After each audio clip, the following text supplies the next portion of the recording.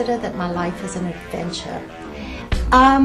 Yes, it is a thrill a minute. First of all, I have amazing sex. Okay, I have fantastic wild monkey sex in the bathrooms, in the jungle, in the desert, on a camel. Well, yes, on a camel.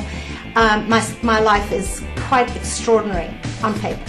And then I go downstairs and I sit at my computer and I go, wow, my life is really exciting on paper. And my husband calls me from upstairs and says, would you like to meet in the kitchen for lunch? The kitchen's right next door to my office. Would you like to meet in the kitchen for lunch? And I go, no, I can't because I'm having wild monkey sex on a camel. So that is how exciting my life is. Very, very exciting. We can't go on the wild adventures that we read about. So reading takes people to fabulous exotic locales where there are no bugs and no, you don't itch. My readers don't itch when they read my books. They don't tend to get rashes or Montezuma's Revenge. They don't get any of that stuff. I can guarantee it that when a reader reads my books, they don't get any of that stuff. So they get the running, chasing, falling down, wild, fantastic monkey sex because, let's face it, it's fiction, so the sex is always fabulous. Always fabulous. And that's how you know you're reading fiction and not reality. So that's why people like to read. And particularly, I think, my books because they're action-adventure and they take them to fabulous locales that they would never go to. I'm not in any way amusing at all. I'm very shy, very retired. Okay, yeah, sure. Yeah, sure. Sense of humor helps anybody. God, I mean, you could be a 3'6", hairy, red-headed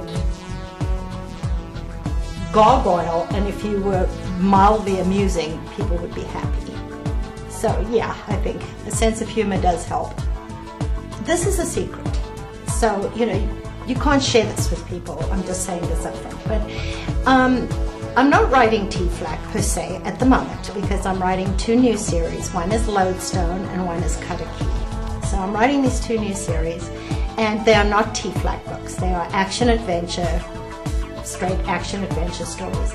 However, mysteriously, somewhere in every single book I'm going to write between now and the day I die will appear a T-Flack operative. When you least expect a T-Flack operative to drop down from a helicopter in the sky or from under the ocean or from behind some jungle shrub, I have T-Flack in every single book. So they just have little walk-ons, and most of the time I don't even say they're T-Flack, but my readers will know exactly who they are. Hush is coming out in May,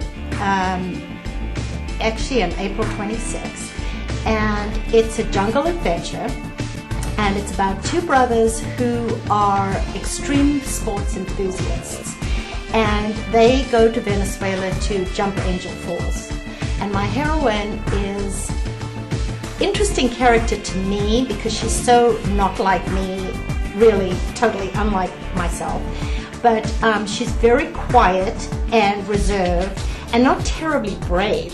So she's gone to Angel Falls to see Angel Falls. She's gone to see them, he's gone to jump them, which says a lot about their respective personalities. And she decides that she's going to really live it up while she's out of the country and starting a new phase of her life. So she meets this guy in a cantina and she goes, woohoo, va va boom, okay, I'll have some of that. And he says, ooh, I'll have some of that. And they each have some of that and wake up in the morning with mercenaries in their room pointing guns at them, and they're kidnapped together. And she was kind of hoping that he did what one-night stands are supposed to do. Give her awesome sex, multiple O's, and then get the hell out of her room the next morning and she'd never see him again. Unfortunately, now they're kidnapped together and they're stuck. So that's the story. So, it is basically running, chasing, shooting, falling down, being imprisoned, having guns pointed, oh, fabulous sex, running, chasing, jungle, vines whipping, things whipping, stuff happening, lots of exciting stuff happening. So that's the story of Hush, and it's very fun, and it's got a slight paranormal element to it, but it's just a kiss of paranormal. because he has a near-death experience and then he develops the sixth sense. So that's the story, but I'm not going to tell you more. You have to read it.